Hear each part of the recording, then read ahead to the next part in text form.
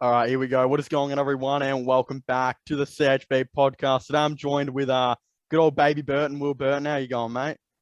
Oh, not too bad, not too bad. Yeah, I was just saying before we jumped into this, we look like the two whitest kids I have ever seen. We're both rocking the 2010 Justin Bieber, Zac Efron haircut. Not qualified to talk about basketball No, whatsoever. no, mate, we look like we're at a High School Musical right now. It's actually a bit of a disaster. I'm not even going to cap. But geez, man, we got so much stuff to talk about. First of all, the obvious one, mate, the Golden State Warriors versus the Boston Celtics. Were you Oh, expecting that? yeah, 100%. I remember I was on the train with Kane and I was Yeah, just yeah. saying the whole time before the conference finals started, Warriors in six, not Bucks. Warriors in six, Celtics in six. Yeah, the Heat made it a bit closer than I thought it'd be, especially since Mm. Hero was injured. They were pretty impressive, but it was overall pretty expected once the Celtics got past the Bucks. What is the point of PJ Tucker, mate? He literally does the exact same thing that I do. What is the actual point? I watched 3 Miami Heat games, right? And I reckon I Yeah, watched at least like 80% of all 3 games. He did not yeah, score once in the 3 games that I watched. His defense was pretty over yeah. the place as well. What is He's he's a good defender, but yeah, not all that, and doesn't provide a lot offensively. he was missing open threes too, man. I couldn't believe it. Like I was like, dude, this is the one thing you're supposed to do, and you're messing it up. What is going on? Yeah, they But dubbed him as the KD stopper last year against Brooklyn, and then KD went and dropped like 35 points a game in that series. yeah, I remember that. With the Celtics though, do you reckon they've got a chance against the Warriors, or are the Warriors just destroying them here? Because that seems to be the narrative that a lot of people are putting online now, I reckon.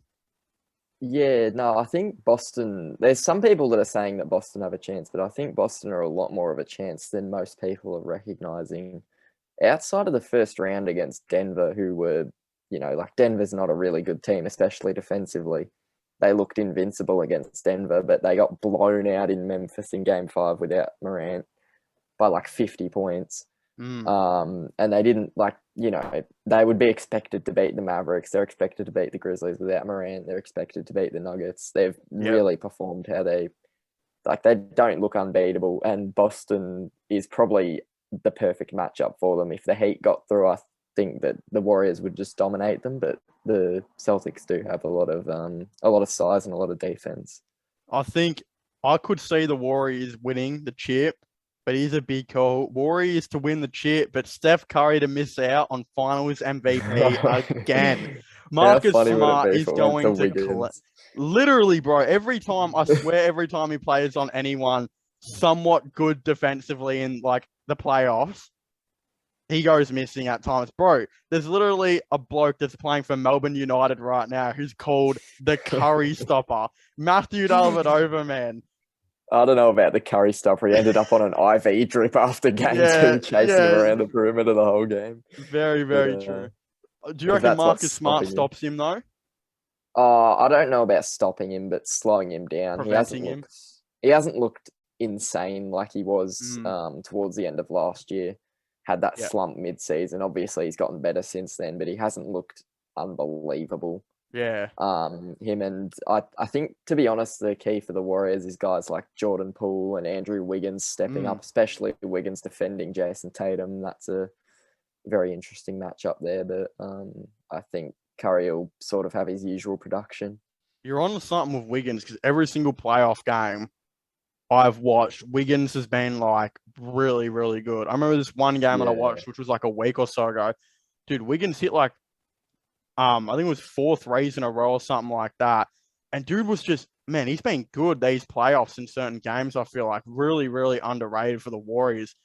I reckon he could do really, really well against like the Celtics. Like if he, you know, does excellent defensively against Jason Tatum, and puts up like 20 points per game. I reckon low key, he's one of the keys to winning this, I think, for the Golden State Warriors. If he does all that, Warriors, it shouldn't be exactly too, I think hard for them to win this. They should realistically beat the Celtics in, I reckon, 6 games, but yeah, the Celtics could come out. I mean, they've surprised some people. This year they had a negative record. Then they sent Dennis Schroeder away and then just became the Yeah. best team in the East, mate. So I think, yeah, I'll probably have them in 6. Is that, do you kind of agree on that? Warriors in 6? Yeah, I'd probably go Warriors in 6 or 7. I just think I love Boston as a team. Like, I love their players. I believe in Tatum and Brown. I think Brown's still criminally underrated. Yeah. But for them to win this series, those two will have to play. One of them will have to go off every game, if not both of them. And they just haven't been that consistent so far in their playoff run. They've had slip-ups and stuff. Like, they really should have closed the Heat out in Game 6. Yeah. You could argue that they should have beaten the Bucks in 6 as well. They've just had hiccups along the way. So if they can be consistent, they can definitely pull it out, but I don't think they will. And what do you think the Miami Heat should do? Because the Heat now lose the Bucks in 7. Sorry, realistically they lost by what, 4 points or something? Yeah. For most of the game though, it didn't feel like 4 points. Like, it looked like the Celtics were very in control.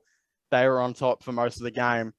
I see a lot of issues with the Miami Heat. Like, one of them being Kyle Lowry. Like, I don't think Kyle Lowry is easily the problem, but goddamn, man, he struggled a lot. I mean, I think what he needs to really work on this offseason is his 3-point shooting as well. Like, the inconsistency with his 3-point shooting was shocking. And then you've got Duncan Robinson's on $20 million a year. He's not even getting played. Then there was the talks of Victor Oladipo and Jimmy Butler. The slight rumor that went around that that Butler and him didn't really like each other. And they didn't like playing on the court with each other. As soon as that rumor happened, and as soon as like Butler went slightly injured, I think it was that one game, Victor Oladipo, man, he played like 30-something minutes that game that Butler got injured. Do you think as well, could Victor Oladipo leave? And what I'm trying to get at here is, what do you think is going to happen with the Heat? Is there going to be some type of like reconstruction of the team, or like an overall? Does Robinson get traded? Does Oladipo leave? What's PJ Tucker's future? Give me the rundown. What do you think is going to be going on with the Heat? To be honest, they were 4 points away from the finals without Hero, who's obviously very important to them, but he's more valuable than just his talent, because obviously they don't have a lot of scoring on the team. Like, they were relying on Jimmy Butler to be Michael Jordan's son for the last 2 games. Literally. Of the series. Literally. So I feel like if they had him, they might have, they probably would have won the series if the Celtics played the way that they did. But I think team's not perfect, obviously. Signing Lowry was questionable, especially at his age. You never really expected him to keep up his level of production in Toronto.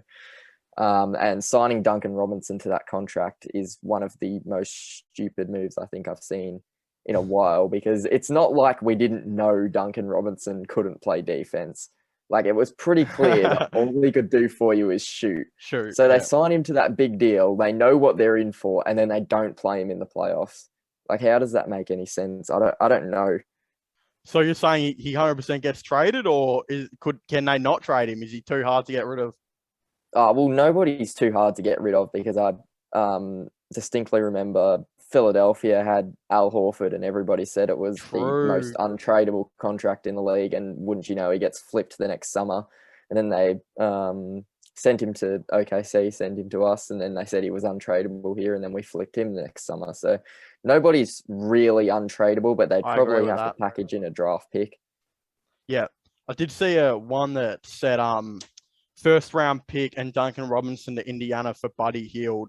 I actually like that move for the Heat, because even though Hield doesn't bring in the defense, of course, but I feel like Hield is known to be a big catch and shoot player in the league. But what a lot of people don't know, and I don't blame him, because I mean, he was on Sacramento. He was Sacramento. I reckon he's more of a shot creator in the league than he is a catch and shoot guy. But maybe that was just because Sacramento didn't have exactly too many shot creators. But on the Heat, he could fix that thing that you were talking about, the lack of shot creation that they have. Do you reckon, Buddy, that trade gets done? Does that work for Indiana as well?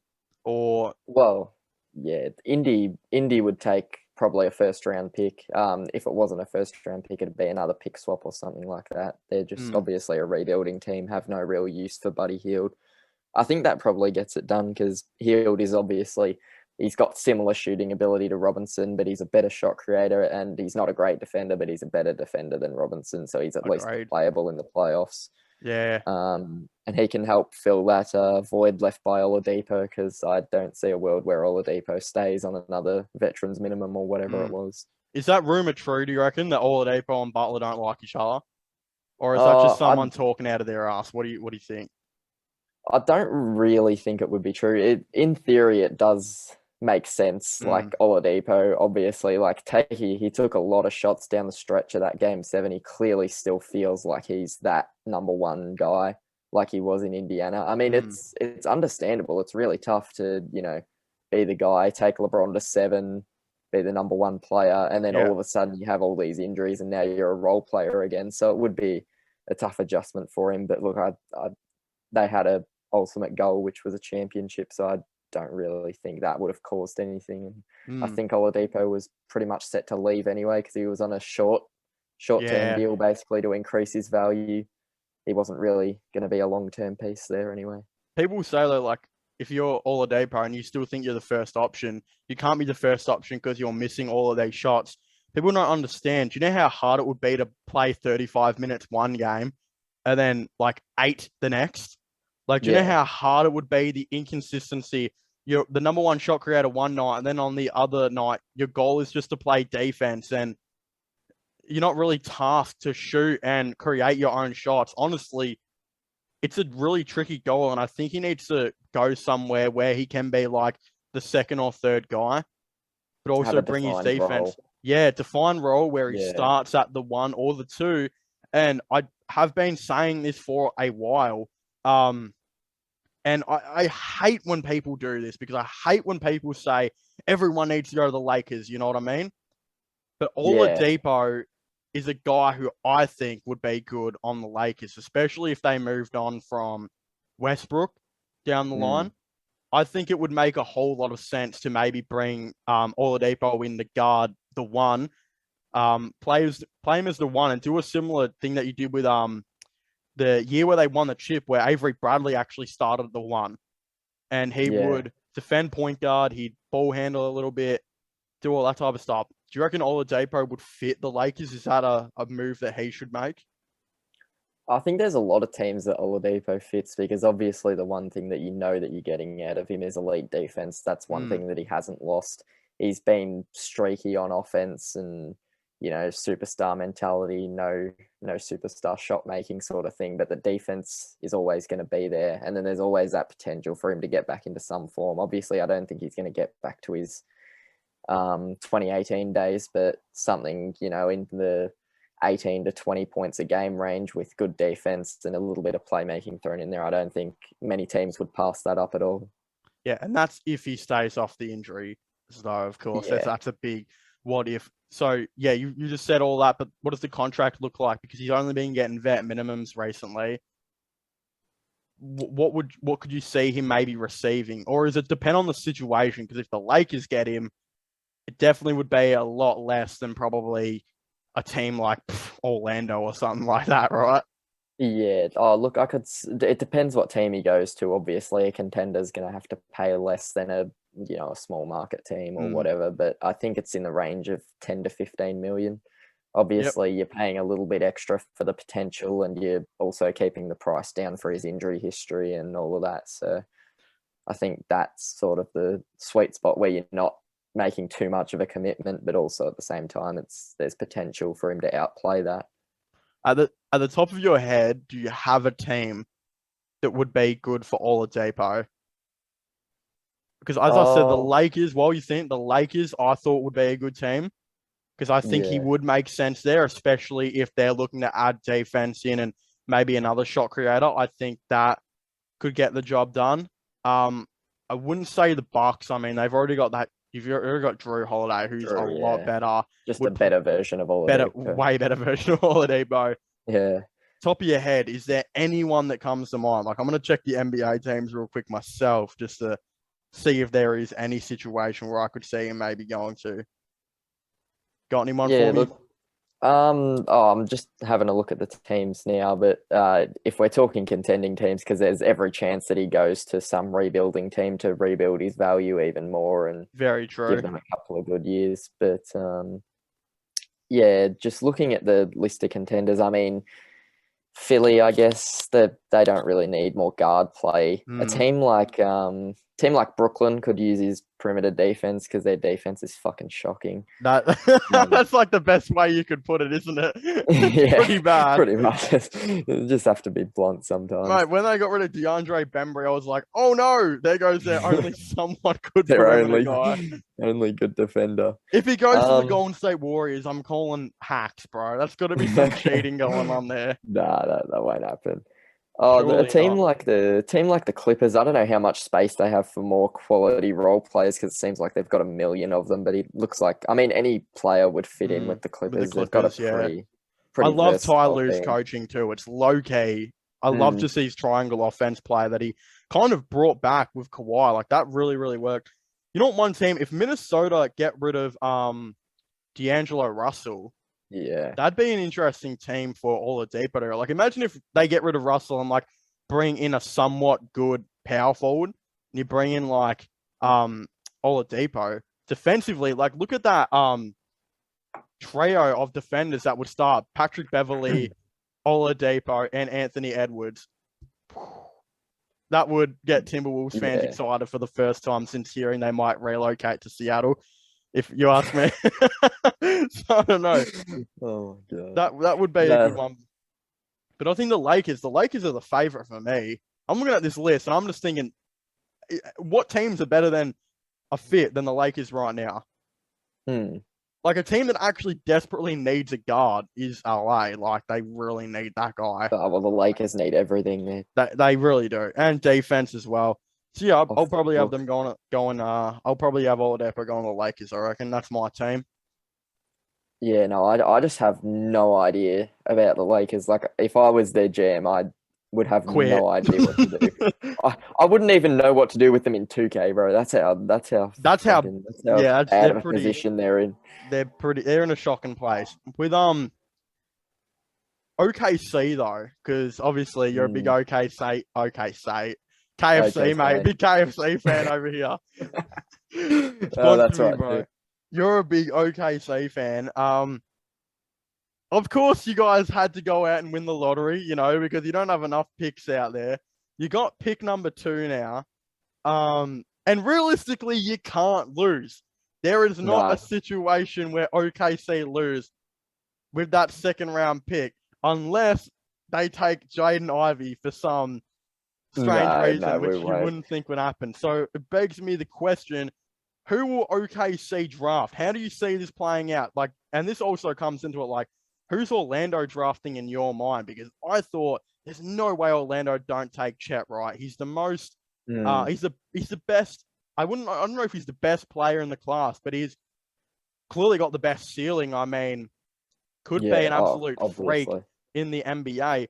But Magic fans are really sold on Jabari Smith Mm. and they love him. And seems like the Magic are too.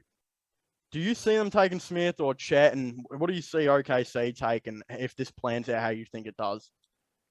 To be honest, for starters, I think we can eliminate Banchero from the first 2 picks. I think he's Mm. going to Houston. If Unless it was unless up they to trade it me, away, that's rumored as well. They're the only team that's like yeah. expressed interest in trading away their pick.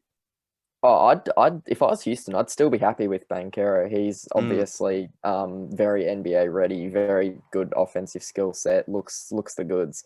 Coming into the draft lottery, all I wanted was top 3. I would be fine with any of those 3 guys. I Yeah. just didn't want to draft another guard. We need front court players. We don't necessarily need a center, but it's just front court players in general. I personally want Jabari Smith, but it really is up to the Magic. Wow. That Yeah. is a wow. Bro, am I tripping out? Like Jabari Smith to me is a danger player in my opinion. The reason I say he's a danger player is because that bloke is big. No Mm. homo. He is big. That guy is a big dude and he's very strong, very athletic. And Yeah. my God, I'm going to get a lot of hate for saying this. And Jesus, come at me, Magic fans, if you don't come. Oh, never mind. And I'm going to be careful. I don't know where that was going. No, that's going to be sus as hell, bro. This whole podcast is the sus episode. Don't come at me. Don't do that.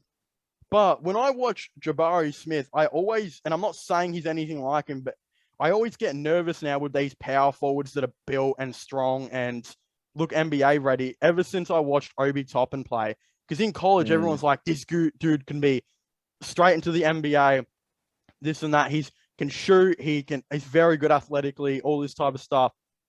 But then as soon as he got to the NBA, it was like, we've already seen what he can do. Then what's the next step, right? What is the next step that transforms him into the next, a really good power forward in the league? Sometimes I always look at those big power forwards, not saying that I have the issue necessarily with Jabari Smith, but it is a concern that I do see sometimes. And I saw someone bring it up the other day. With the Magic, though, how much do you need to bring in a dude that's already NBA ready to come in and, smash it up? Because there's a dude right there in Chet Holmgren who's, I think, ceiling is way higher. So why wouldn't you take him, though? If his ceiling is way higher. Yeah. Center half bench sus edition. It is very sus. Going live in the next couple of days. I'm sorry. Personally, just I feel like Jabari with his skill set fits better with our current core. I've probably got too much of an attachment to players that aren't going to be there long, like a Darius Baisley or a Lou Dort or a Poku. Oh, no. But nah, I don't actually have hope for Poku. I'm not one of those people. No. I just think Smith with his size, and obviously he's insanely offensively talented. The shooting is unbelievable. He's crazy. He shot like, what did he shoot? 44% or something from three? Something ridiculous. Something crazy. That combined with being 6'10", wingspan, potential for the defense is there, that sort of thing. And I don't know. I just get. I've watched Poku for 2 years. That's putting me off. I think that's putting me off Chet Holmgren because he's so skinny and the offensive potential is a little bit raw. Obviously, not to the extent of Poku, but I'm just kind of put off those sorts of players. Somebody at home has got to agree with me, though. Why are the Magic looking to take Jabari Smith? If I was the Magic, I would take Chet Holmgren. If you look at their roster, they've got Jonathan Isaac. They got Jonathan Isaac coming back, and they've got Franz Wagner. Do they really need another forward? Mo Bamba is leaving, bro. He is leaving. Yeah. Why? Well, if they were taking Smith, they'd sort of have to commit to Bamba. And I hope people understand where I'm coming from here. I'm not comparing Jabari Smith necessarily to Obi Toppin. What I'm saying is people thought Obi Toppin was way better than maybe he actually was because he was super NBA ready. Jabari Smith is super, super NBA ready. And I don't want a team like Orlando to take Jabari Smith because they think he's NBA ready and he can jump in straight away and win them a crap ton of games, right? I want them to take the guy who they think is going to eventually take them to being potentially a championship contending team. And maybe if Jabari Smith is that guy, then good. But if they're taking him just because he can come in and maybe win an extra game, then I don't see it. That's why I think they should just take Holmgren is the guy. But I don't know. If you guys fall with Holmgren, I think they'll be good. You think he is? I think Banchero is the most NBA ready because he's another big guy. Polished offensively and he's fucking built. I genuinely, at the end of the day, like I have a preference with Jabari, but I couldn't care less either of those three, and I'm would be happy. Good. Well, Paolo, his interior defense is like through the roof. Like at 6'10", he is really good at getting back and helping out his big man. So honestly, I could definitely see it. I trust Presti so much. He could take Jalen Duren, and I'd back him. Hold on. Did you see my video on Jalen Duren to the Thunder? No, I don't think I've seen that one. I said the Thunder should trade up to get him. I don't think you'll get him at 12 because the Spurs will probably go for him at 9. But if I was you guys, I'd really go for him. Yeah, and he's a big bro. He's projected first round because there's not a whole lot of centers, but he's one of those guys that I don't know if he'll play a whole lot. Nah, I don't. I see a bit of danger in a team taking him high just because they need a big man. Like, especially Mm. Charlotte at 13. Like, I think they probably will take him, and I'd probably have them taking him. But it is a big danger to me. But Jalen Duren, dude, he got compared to Dwight Howard. Like, he literally got compared to a young Dwight Howard. He's legit. On God, he's probably my favorite player in the draft. I think could be really, really good. And if the Thunder come out of it with, like, Jabari Smith and Jalen Duren, that 5 players that you've got there and your starting 5 is, like, legit. Like, that is fun to watch.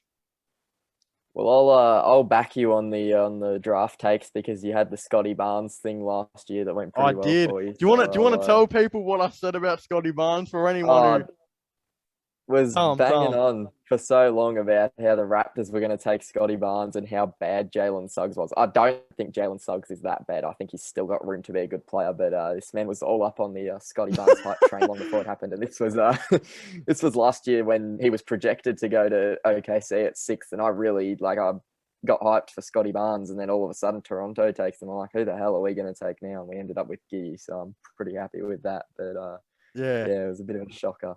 I did say that too, that I thought Suggs was going to be a bit of a and he was the NBA. most disappointing guy. I did say he'd be an issue. People didn't believe NBA me. ready again. Another dude that exactly was said to be NBA ready. I had the issue with him and I said, this Scotty Barnes kid, you watch, Cavaliers will look at him at 3, which we did. We looked at him at 3. And I said, Raptors, don't be surprised if they... And that was when the Siakam trade rumors were going on. I was thinking, Siakam's reported to be getting traded. You watch this. They'll roll with Barnes. And they ended up actually doing it. I was so happy in myself. I gave myself a pat on the back. It was like the time I said Western Bulldogs wouldn't make the 8 after winning the flag. And everyone looked at me like I was retarded. That's another call I got right. I thought I was making a big call for saying they wouldn't make the top 4 that year, let alone the top 8. Yeah, I said top 8 they wouldn't make because I never was on the doggies hype train that year in the AFL. I thought it was such a fluke premiership, and I ended up being so right. So right on so many levels. But yeah, so OKC, you're saying it's basically just whoever kind of gets to them at that pick, really. Yeah, I think the big winners of the draft are really Sacramento because they get Jaden Ivey and get bailed out of whatever the hell they were doing. Do you have Ivey going at 4? Oh, yeah, 100%. I think there's clearly a top 4. What if I told you I didn't take Ivy at 4? Who have you got over him? I took Keegan Murray at 4 on my mock draft. I really like Keegan Murray. I like the look of him. I said to myself, he just reminds me of a way, way, way better Jay Crowder. Like, I feel like Jay Crowder last year was so good. He's had one of the best perimeter defenders in the game, I think. His 3-point percentage was really good, and he would knock down a consistent 11 points per game. And I just say to myself, the Sacramento Kings, they never actually look at what fits their team. It's always, I feel like, the best guard in the last couple of years. Yeah. And the best available player. And I was thinking, this is a year where they change it. They desperately need a forward, and he can come in, be a really good 3-point shooter, and adds that defense. So that's what I had them taking Keegan Murray. But yeah, I actually had Ivy falling to 6 because I also don't think the Pistons will take him because they seem really sold on Shaden Sharp. That's the rumor I've heard going around. Oh, Shaden Sharp, he's a risky one. He could either be like one of the best players, but I feel like it's a risk the Pistons need to take. I have a really bad feeling that we might take him. Presti's a bloody daredevil. I've got a bad feeling we're going to take somebody that's, a bit controversial. Which I'll back him and trust him, but kind of wish we'd just go with the safe option for once, especially with a top 3 pick. Shane Sharp was rated as the first best high school player at one stage. Outside he was of Chet, the number one guy. Got the highest potential. Yeah, his shot creation is amazing.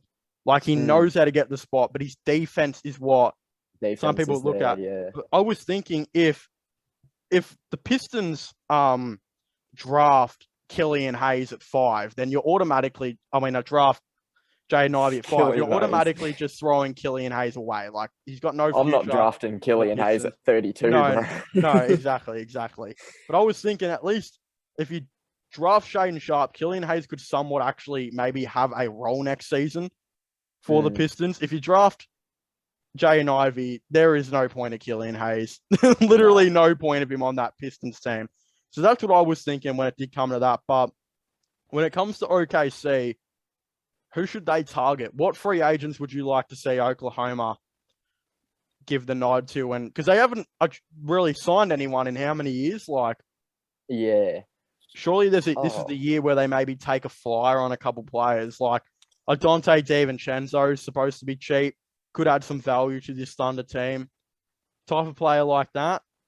Yeah, no, there's a lot of opinions about where we should go, obviously, because we have so many options with all the picks and all the young players and whatnot. There's a lot of people that say that we're like years and years away from contending, but I think one or two moves and we're right back in, the play-in picture and stuff like that. We really haven't been too bad the last couple of years before we've shut down our players. Yep. I would love to see us go after Mo Bamba after we draft Jabari Smith. Yes. I think I do like that. A great move. I think he's gettable if we overpay a little bit for him, 15 million, 18 sort of range. I think he's gettable, and I think he fits what we're doing, provides the rim protection that we've pretty sorely missed, and doesn't sacrifice any offensive flexibility. He gives SGA more room to operate. Josh Giddey, Lou Dort, who's become an insane finisher over the last 2 years. He just keeps getting better and better. I really hope we don't trade him. Definitely need to bring in some shooters, I reckon. That would be a player that I kind of would like the Thunder to maybe target is he's been a big in like trade talks right now. Apparently the Jazz are sending him away. I actually reckon it would be finally time to bring in a veteran dude to this team. I actually wouldn't even. Do you reckon Mike Conley, would he be a good guy to bring in for the Thunder? Backup point guard, can play you 25 minutes per game, good playmaker, good defender. Add a bunch of shooters around, and that's a playoff team to me. Like, and I feel like Mike Conley, he's only got 2 years left. Why not just roll the dice with him? Like, I feel like that could be a Thunder move that they maybe look at. It doesn't fit with what they're doing. Yeah, but it's an idea that I like. See, that could work, but like there's all sorts of ideas about how this team should be run, obviously. Yeah. But my sort of vision, I guess, that I've had for the last couple of years with this roster is a bunch of really young players and young players guys. Only. Oh, not even. Too. Yeah, no, just the versatility, especially defensively, that I really like SGA, Giddey. They're not great defenders, but you couple them in 6'6", 6'8", and then you have Lou Dort, who's one of the best defenders in the league. You couple that with a Jabari Smith and a Mo Bamba, and all of a sudden you have a pretty lethal defensive lineup out of not that great defensive players. So I love the Mo Bamba move. That is a great move. The other move I like is DeAndre Ayton. I would give up a couple first-round picks in a sign and trade. Yeah, 100%. I reckon he's got massive. He's got massive potential. I wouldn't give up anything, but if it took us getting rid of someone like a Lou Dort, as much as I love him, I reckon Ayton's got potential to put up, like 22 and 10. This really is the sus edition of CHB Podcast. I don't even get my hands on him. Ooh, devious intention, bro. No. Oh, none of that. So you would trade Lou Dort to get DeAndre Ayton. If they said we want Lou Dort and 2 first-round picks, look, I can't see why they would. I can't see why they would want Lou Dort when they already have Mikal Bridges and Cam Johnson. Yeah, but you would do it if it happened. Yeah, like that's how much value I reckon he'd bring to the team. I reckon he's just waiting to break out. Realistically, if you lost Lou Dort, I don't see that as a big issue because you have pick 12 and pick 2. You can legitimately draft 2 starting players with those picks. Let's just say you get a starting power forward, starting small forward, then you get your starting center and DeAndre Ayton or Mo Bamba. I don't see why that's the thing, but yeah, I would like to see this team add a veteran in. I think Mike Conley would be a good guy to bring in, and you wouldn't have to give up really anything to get him. Yeah. And I don't know. I think it could either be it could be either really stupid or a good idea, but it depends how you, as you said, how you would want to run the Oklahoma team. It's definitely a risky one. I want us to hold on to Kenny Hustle, Kenrich Williams. There's been a lot of trade rumors about him, but I want us to hold on to him. He's unbelievably valuable as just like a energy guy off the bench, can shoot, plays great defense, all about effort. There's so many times that our starters were a bit lackluster to start the game, and him and Trey Mann and stuff would come in and just provide a bunch of energy and get us back in the game for SGA to close or Giddy to close. And it would actually, I suppose you don't really need Mike valuable. Conley if you've got Trey Mann, right? I feel like Trey Mann deserves big minutes next year. So maybe that Mike Conley one wouldn't be the move. But yeah, I don't know. Yeah, that Trey Mann, I completely even forgot he existed, bro. Yeah. He's just there. I reckon he'll be a really good 6-man. Really, really good scorer in the bit of a not as good obviously, but in the Lou Williams mold, that sort of thing, just a pure scorer off the bench. Yep, there you go. The other player I wanted to talk about as well is Zach Levine, because when I saw DeJounte Murray tweet out an eyeball emoji right after a picture of Zach Levine and a rumor that Zach Levine would be interested in going out to the Spurs, I was like, that just a really big possibility. I feel like he and DeJounte Murray were best friends, I think, at one stage. Again, they both grew up in Seattle, I believe. Is there any way, do you think Zach Levine leaves the Chicago Bulls? Is he the big surprise in the offseason? Because the Mavericks as well were interested in him today. They would reportedly be interested in sending a bunch of players over on a sign and trade. I don't think it gets done because apparently Levine really wants to be the number one. And I think the Spurs would be perfect, man. I would really like him on the Spurs. What do you think gets done with Zach Levine? Oh, look, if I had to guess, I don't think it's a done deal, but I think Levine stays in Chicago. I think, if anything, he's more trying to send a message to the front office that, just because they put a decent team around him this year doesn't mean that he doesn't want more. That they need to keep being proactive and keep trying to get more players in to get them to a contending level. But if he does leave, I guess I could see the Spurs as a landing spot because he'd still be the number one and obviously a great defensive team. And DeJounte Murray is insane. He absolutely torched us in one of our games this year. I think I said this on the last podcast. It stayed in my brain. He absolutely killed us. Yeah, the Mavericks, obviously, it's only a matter of time before they get someone with Luka, and then at that point, that's scary. But yeah, if I had to guess, I reckon he stays in Chicago. I mean, the rumor about Lonzo's knee isn't good. Apparently, he's had major knee issues. Not a great sign. I mean, I thought Lonzo was such a good signature to the Bulls, and honestly, the injury issues that man has had is just not great. There's only a couple of things they really need to do, I think. They need to bring in some interior defense, they probably need to get taller. The interior defense is an issue. Bring in a backup interior big. Go heavily for a JaVale McGee, man. You got to go after him. You just got to increase that bench. The bench it's not great. The bench is really, really bad. And when the players went down with injuries, you had guys like Javonte Green out here playing 40 minutes per game because they just had no one else to play. Go get a bench. It shouldn't be exactly the hardest thing to do. And I guess they just kind of hope that they're healthy and sign Levine to the max. You can't lose Levine, or I don't think you'd be going back to square one because you probably get some players back, but it wouldn't look good for the team, I think, to lose Zach Levine. Plus, the Spurs are such an intriguing team. They're also interested in DeAndre Ayton. They're a big team that's interested in him as well. And they have got a lot of salary cap. Their biggest paid player is probably DeJounte Murray from Remembrance, and he's on $20 million. Not even on the max. He's nowhere near on the max. They should have a lot of money, and they've got a lot of tradable players. Like Dougie McDermott, bro. Kenny D's favorite player. He loves a bit of Dougie McDermott. He has trade value. Those guys all have trade value. Yucca Pirtle, trade value. All those type of players. So they've got moves they can definitely make. But I could see him re-signing with the Bulls. So I think that should get done. But as I've said before, if I was to pick a big name player, other than Kyrie, because everyone knows Kyrie, there's something going on there. I mean, something's going on. If I had to pick a big name player, I would say Zach Levine could definitely leave. Harden won't.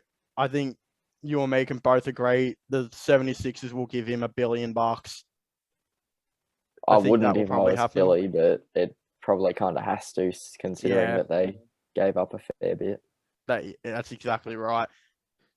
That kind of leads me on though. Kyrie Irving, what do you think's going on there?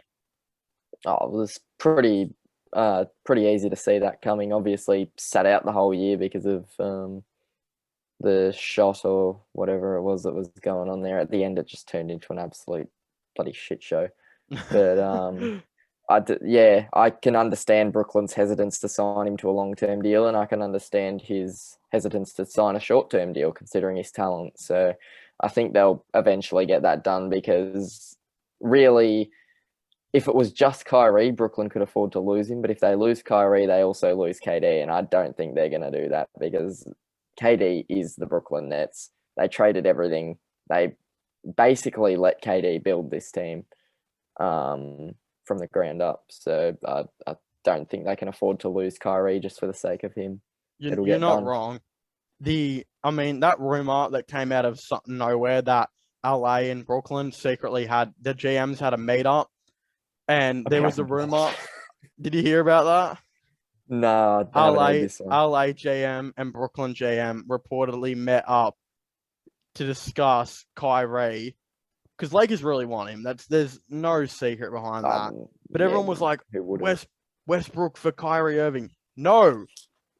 Because a 426-year-old Westbrook with a 33-year-old KD would work, because it didn't work when they were 28. And Ben Simmons and Westbrook cannot play together. You know what? I hope that gets done just so I can see Westbrook and Ben Simmons share an NBA court. That would be the funniest thing. Mate, if anything gets done, it would be Kyrie Irving and a first-round pick, I think, for like Anthony Davis. I don't think it'd be a straight swap. I don't know. You'd think something would be. When AD is healthy, trading AD. Yeah, and that's the thing. When AD is healthy, to me, he's more valuable than Kyrie.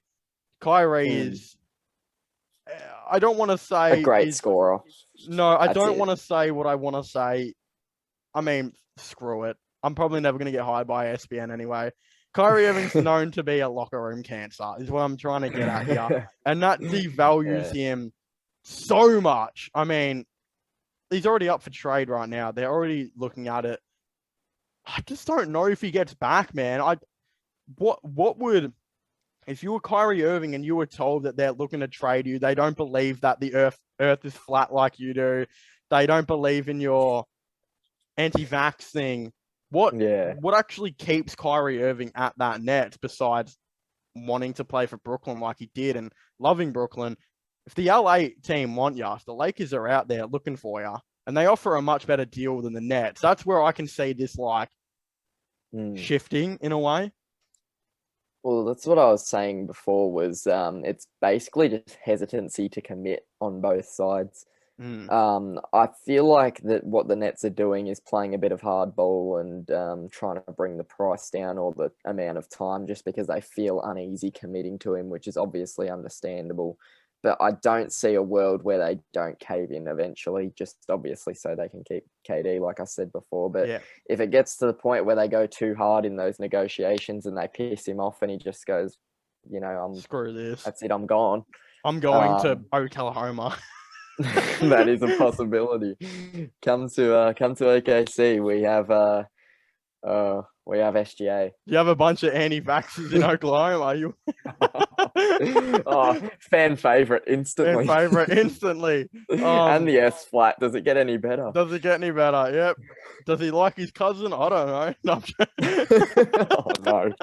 This really is the Sus Podcast. This is the Sus Podcast. And what I've been saying too is there is really no other player that would probably fit, I think, the way Kyrie plays than a Ben Simmons. I think that duo would be low-key so fun to watch. Kyrie Irving, I don't know how much he wants to play, mate. When he had Harden on the team, he didn't want to necessarily be that number one guy. I think Harden, it was a very easy communication between them both that Harden was going to be the playmaker. And then you had LeBron. He and LeBron, even though Irving wanted to be the number one guy, there was no, I feel like, serious issue with him being the playmaker. I just feel like Ben Simmons and Kyrie would low-key be such a good thing. And I really want to see it happen. But both are locker room cancers. Why is Ben Simmons not on an NBA court? Why did he wait the whole year to get back surgery?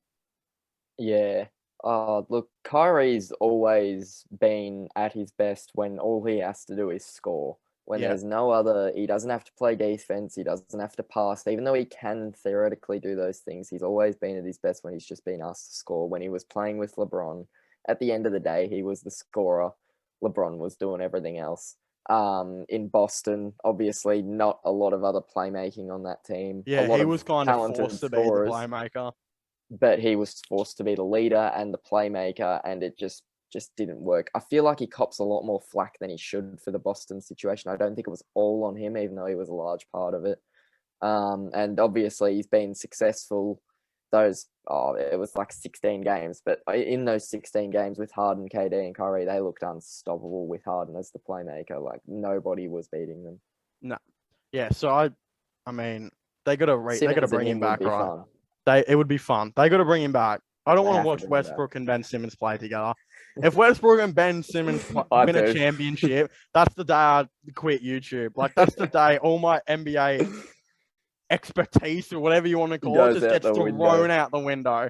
Yeah. That'd be the worst duo I think I would ever see in the NBA. They'd be fighting over rebounds. DeAndre Jordan. Oh, yeah, no, stop. Oh, my God.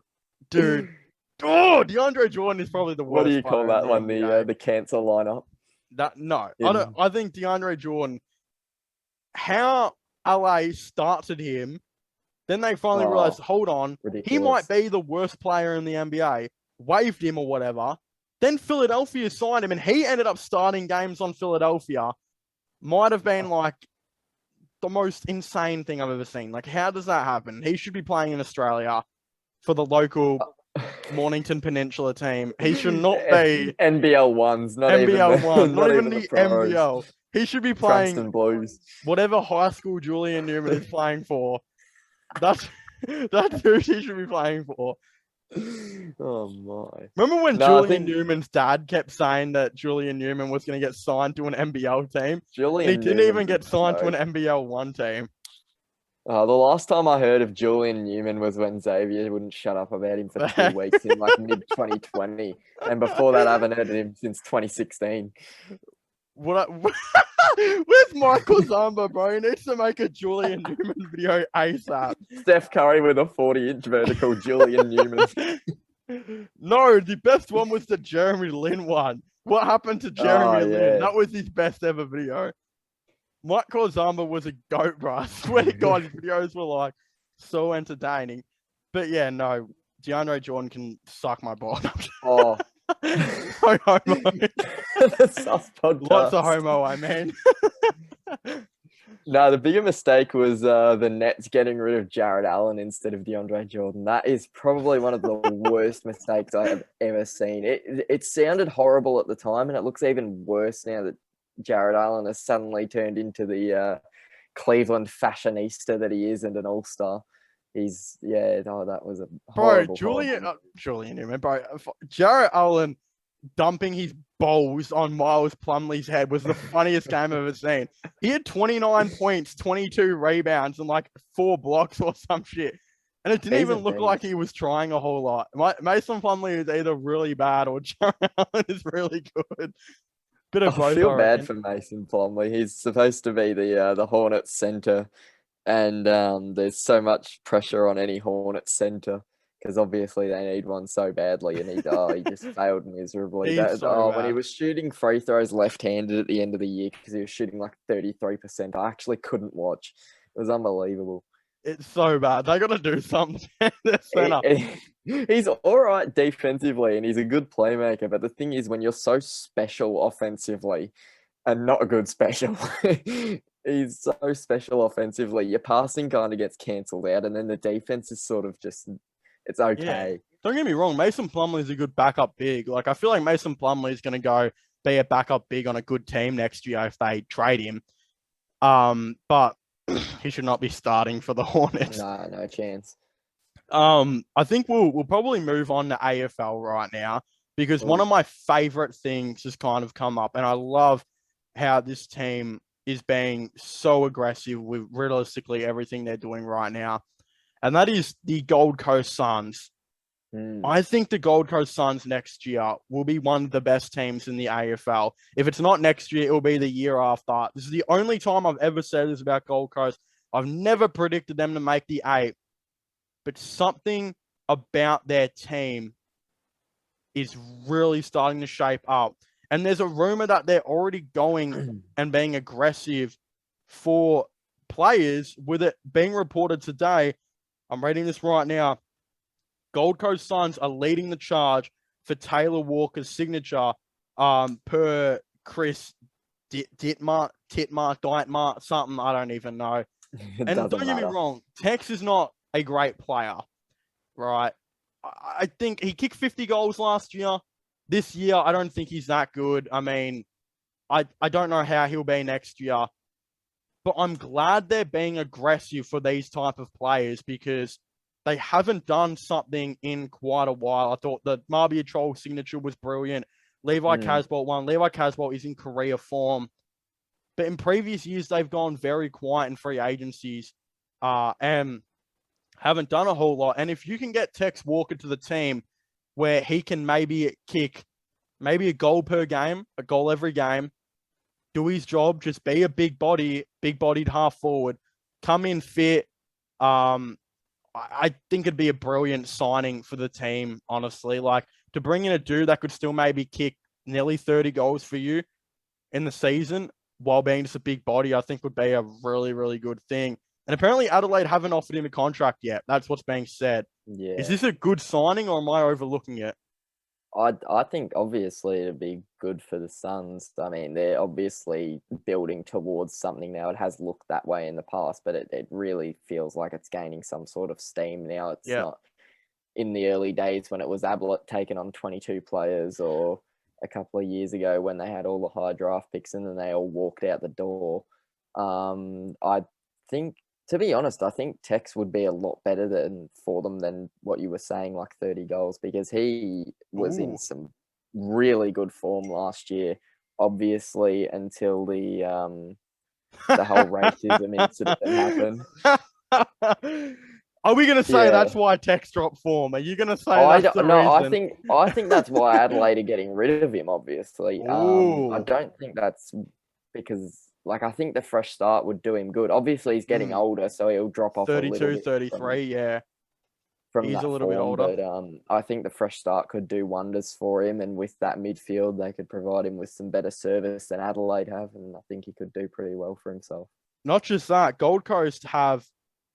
I don't know if this is a fact, but from what I'm seeing is they probably got the most picks by a non-inaugural team in, like, AFL history this year. They have 10 picks going into this draft. They have, I think 3 second-round picks, 3 third-round picks.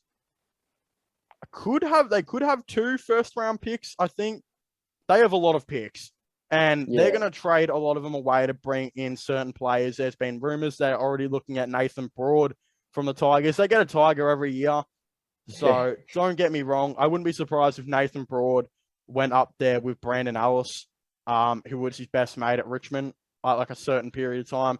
Wouldn't be surprised if that happened. But they're getting someone. I don't know who it's going to be, but you can't have all of those picks and not aim for someone.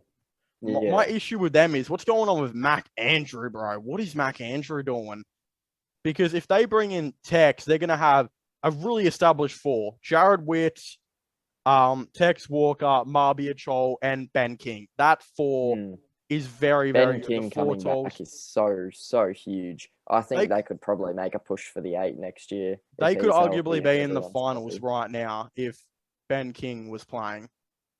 I think they're doing a similar thing with Real as they were doing with Jack Steele at St Kilda as well, where he sort of plays as a defensive mid. He hasn't been getting his hands on the ball as much as he did in his first year. I think they're sort of taking this as a development year to teach him how to play defensively properly, and then really unleashing him next year next to Took Miller. And once that happens and they get King back, I think they're well on their way. I reckon they're the goods. Are we saying they're making the 8 next year? So if they add Tex Walker, Oh, Ben King to their team, what will they have this year? Another fifth pick yeah. player, Look, whoever everyone that's going to says be. they're making the 8 every single year. There's somebody that says they're going to make the 8, but I think either next year or the year after, they might be that year away from being a year away. But Okay. it is coming this time. I'm confident in I've that. never predicted the Gold Coast Suns to make the 8 in my life. And I I could think I did honestly, in like 2014, but that's about it. I could Don't honestly believe be in on me. the train to say they could next year. Yeah. They just got to fix that back line up. Like if they get Mm, 2 key forwards in, I think the back line would be the thing. Oh, and Isaac Rankin, they've got to secure yeah. his signature because I think you need a small forward to play alongside those big men there as well. But no, if they can get if they get Nathan Broad in, that would be a solid pickup for their Broad's a team. really solid player. He's And really, they should have really nice. drafted Gibkiss, man. What were they doing? What were they doing not Gibkiss drafting Gibkiss? is good. I mean, he got tailed out by Buddy, but who doesn't get tailed out by Buddy, really? Hmm. Um, Well, I mean, he's they had been pick 4, and he's been so good. there was rumors they were going to take Gibkiss, but they went with Mac Andrew because he was the Queensland product. That makes sense, though. They've had Yeah, so many players leave players the club leave. that they probably wanted to take him. And they also said, because they didn't expect Levi Casbolt to be this good, obviously. Yeah. There was rumors they were obviously going to play Mac Andrew a little bit earlier than I expected. I think they were always going to let him have a year off this year, unless Levi Casbolt was just utterly shit. Like, was as Yeah. bad as he was at Carlton at times. But, so what are we saying? Tex Walker to the Suns. So we're saying it is a good move, or is the other alternative, do they inject maybe Mac Andrew into the lineup eventually next year? Oh, look, I don't know if it's necessarily Tex, but getting some talent in instead of shipping talent out for once, I think is just a good thing for the Suns in general. Would And be a then good I result. think they're on the way. I think they don't particularly need a key forward that badly with the return of King, and obviously Casbolt's form has been insane. Marbia Chol's only going to get better once Casbolt starts fading. And Mac Andrew, he's still just sitting there. Mac Andrews still sitting in the reserves. So they've got a lot of options, and really just any sort of veteran player, or just even if it's a young player, any talent coming in is better than it coming out. So can't argue with any of those moves. There you go. All right. I think we can agree then that the Tex Walker situation would be good. The other one, oh man, we got to talk about this. It has to be talked about eventually. The other rumor that's come out, and I'm not going to state a source for this one. Everyone's heard it. Everyone knows about it. Dusty Martin to Sydney. Give me your take on it before I say anything. What is Will Burton's take on Dusty Martin and the Sydney Swans? Personally, I don't buy it. I think he'll stay at Richmond. There's always these rumors of these, reserved players wanting to get away from the footy bubble. I distinctly remember Darcy Moore being basically, people were saying it was a sure bet he was going to go to Sydney just to escape the Victorian pressure bubble that is Melbourne. But he obviously has stayed. Same thing with, well, not with the personality thing, but De Goey's been rumoured to go. He's re-signed every time. I don't know what the hell is going on with De Goey. I don't think you'd really care if De Goey left this off-season, would you? As long as we got some sort of compensation, don't really mind. Give me a packet of Doritos and a nice cold Mountain Dew straight out of the KFC fridge. And he's a great player, but he's more trouble than he's worth, to be honest. Yeah. With North can Dusty, deal with him. North. Jesus. Dusty, I reckon he entertains it, obviously, because it's a lot of pressure playing in Melbourne. Obviously, his dad's death has affected him a lot. But no, I think eventually he stays.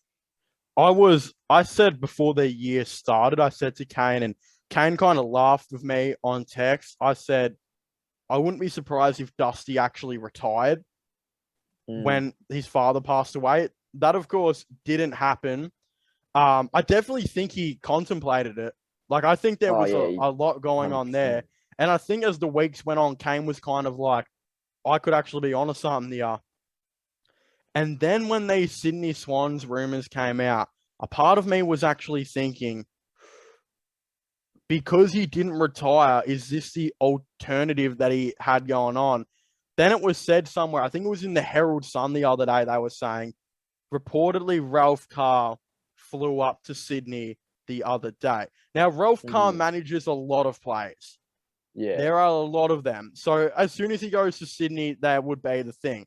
But then there was another footy page that said there was truth to it, that said he would be negotiating, while Dusty's still in Richmond, he would be negotiating something with Sydney on a longer term deal. I think Dusty stays, right? But with Trent Cotchin retiring, Josh Caddy retiring, all of this stuff happening, a part of me does believe, more than the North Melbourne rumors from years ago, that there is some truth behind this Dusty and Sydney thing. And I think a lot of people know it. The thing that could stop me from believing this, though, is Johnny Ralph, the GOAT, went on Fox Footy the other day and said the reason Dimmer and that are talking about it is because none of them think it's going to happen. Yeah. So that could be my thing. But honestly, when it came to North and Dusty, I was very nervous, but I was more like, surely he wouldn't go to North. Like, who would want to go to North, right? The only reason that would have happened was because of money. I think there's a far more feasible reason now why he would jet, but I still don't think it'll happen. But if it did, though, if it was theoretically to do it, do you think Richmond would get lowballed as much as me and Kane think they do? Because honestly, they wouldn't get as much back in return as you'd want. No way. I would see us getting a first round pick, a third, and maybe Will Hayward. And I would not be happy with. I don't think even AFL fans would look at that and go, Will Hayward and a first round pick to Sydney is not a whole lot anymore. It realistically isn't. Will Hayward is a good young player, but we know who he is. I don't think he's going to get a whole lot better. And that third round pick is. So, do you think we'd get more? Or do you think we'd get less than that? Obviously, in this scenario, Richmond's hand would be forced. Obviously, wanting to accommodate Dusty. I mean, the guy's won 3 Norm Smith medals. You kind of can't dog him on the way out. But obviously, their hand would be forced. You'd have to negotiate on a completely different playing field than what you would for a regular player just getting their regular value. I think it's a decent young player and a first-round pick, and that sort of gets it done. Whether it's a Will Hayward or an Errol Goulden or Ollie Florent or something like that, it doesn't really matter. But I think you wouldn't be getting... You're obviously never going to get equal value for one of the guys that's arguably the best player in the comp, but especially because it's to do with his mental health and stuff, they wouldn't be getting a lot back. I would hope we'd get a first-round pick, a second-round pick, and like a good young player. Like I would go after Logan McDonald if I was Richmond. Hasn't done a lot at Sydney. I would realistically really like him. But honestly, dude, if Lachie Neale, like I remember Brisbane, they got offered pick 6 and 8 and a young player for Lachie Neale and they declined it. If they were declining that, for Lachie Neale, surely Richmond could get more than a first round pick that's like 16 and Oliver Florent, right? Surely. Yeah, but the difference is I think Neil was contemplating going back, whereas if in this scenario, like for Richmond to trade him, Dusty would have to be dead set on going. I think if there's any doubt in his mind or if he's just considering it, it doesn't happen. Speaking of that though, the Lachie Neale thing, I am quite certain Lachie Neale will possibly get to Fremantle this off season. Oh, I would love to see that. I love Fremantle. Do you know why? You know who was the instigator behind this? Apparently it was Lachie Neale's partner, mate. Yeah. And when a girl wants something, she usually gets it, mate. The relationship expert out here on the CHB He would be podcast. in the doghouse for the rest of the year if he told her, nah, bitch, I want to stay in Brisbane. Nah, mate, no. That's not how it works, buddy. You're going to Fremantle whether you want to or not. And that's why I think it gets done this off season. Happy wife, happy life, eh? And of course, Johnny Ralph isn't going to go on TV and be like, Lockie knew his partner's grabbing his nuts. Like, it's not going to happen. But as a CHB podcast expert myself, I'm going to call it as it is. And if Lockie Neal's partner wants to go back home, Lockie Neal is going to Freo this offseason. So that leads me to ask you, if you don't think, so you're saying Dusty doesn't really get done, and if it does, Richmond get lowballed, right? Pretty obvious. Lockie Neal to Fremantle, is that a certainty if she wants to go? Does that get done this offseason? Oh, well, if Neil decides that he wants to go, then he'll go. Obviously, you can't keep a player that's unhappy. I mean, teams have done it before, but they always get traded the very next season. And which Neil are we talking about? The female Neil or the male Neil? I'm talking about Lockie Neal. Okay. Because at the end of the day, even if his hand gets forced, he still has to walk up to the front office and demand a trade. Listen, man, my girlfriend said no sex for a couple months if you don't get me to Fremantle right now. Oh, man. Nah, I think it's a pretty similar situation with Dusty. I think they get a little bit more back just considering the circumstances. I mean, Dusty's had a personal tragedy. If he wants to go, he goes. He's done more for Richmond than Neil has for Fremantle. I think, Brisbane have a little bit more leverage there in regards to that, but I think overall it's a pretty similar situation, and Freo, it'd be gettable for them if he forced Brisbane's hand. Yep. So if Brisbane declined pick 6, 8, and then, they just declined pick 6 and 8 last off season, what gets it done this time? Oh, if he actually decides he wants to go, it's maybe a first round pick, a young player, and a future pick. So 2 first round picks and a young player? Yeah, I reckon the difference between the Dusty and the Neil trades is an extra first round pick, obviously because of all the circumstances surrounding it and their different statuses within their clubs. I think it's an extra first round pick that gets it done. I don't think they can, if Neil actually demanded a trade this time, I don't think they're getting more than what they got offered last season. But obviously he's in insane form right now, so it would still be worth it just to have him for this season, especially if they win a flag or get to a grand final. I also asked the question too, how much does Fremantle need Lockie Neal though? Oh, they don't need him, but obviously any team would love to have him. I mean, they've got their midfield right now with Brayshaw, who's one of my favourite players in the comp and has been for a couple of years. I rate him very highly. Will Brody's been very, very, very good for them. Exceeded everyone's expectations. I think everyone thought he could be a solid player, but he's been pretty elite this year. And Sarong obviously has potential to grow and is already a solid player. They've used him in a sort of tagging role before, so he brings that little bit of versatility or diversity to the midfield. And then obviously you've got Fife coming back. They say he's going to play purely forward, but I don't buy it. He'll still be in the midfield a little bit. Yeah. They've got a great midfield as it is, but then you add Lockie Neal and that just becomes one of the pretty much the best mid-rotation apart from maybe Melbourne in the league. Yeah, they need to fix I think they need to worry about their big man stock more than their midfielders because Rory Lobb will get his way to GWS this offseason. There's no hiding behind it. He really wanted to go to GWS last offseason. He wants to get back there. There was a rumor he would also be interested in going. It would just be the Northeast, which would, interestingly enough, be Brisbane and Gold Coast as well. Gold Coast don't slot into the conversation. We've just talked about Tex with them.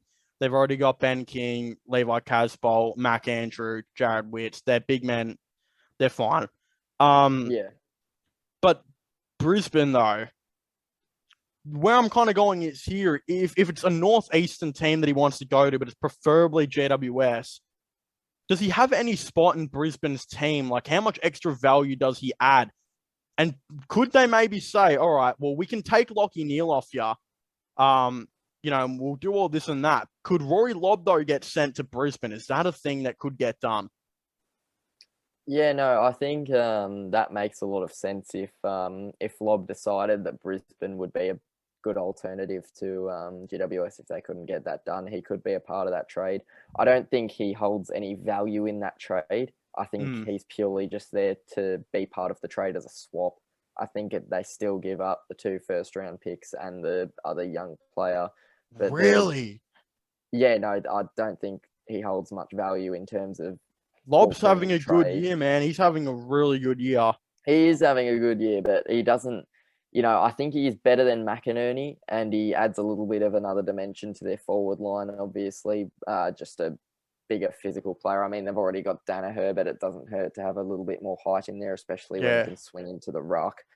The main thing I'd be worried about with that sort of trade is Fremantle replacing Lob, because he has a lot more value than just his play right now. Obviously, their second forward is Taberner, and if your biggest forward is Taberner, you've got a problem. Like Yeah. we've seen with Collingwood for years with Myercheck, and it just doesn't work at the end of the day. As good as Myercheck is and as good as Taberner is when he stays healthy, it just doesn't work. You really need a key forward, so they'd have to go about replacing him pretty quickly. If I was them, though, I would straight up say to him, look, we're not going to send you to Brisbane because you just said that he would be in a swap and they would still have to give up their normal trade anyway, right? Yeah. So that's when I'm kind of thinking you could get a much more better offer, I think, from GWS if you were to go that direction. I'm sure there's someone on GWS who would want to come. You could also try and get a second round pick. And Rory Lobb's $750K contract or whatever he's on, the ridiculous money, isn't completely looking that bad anymore, I don't think.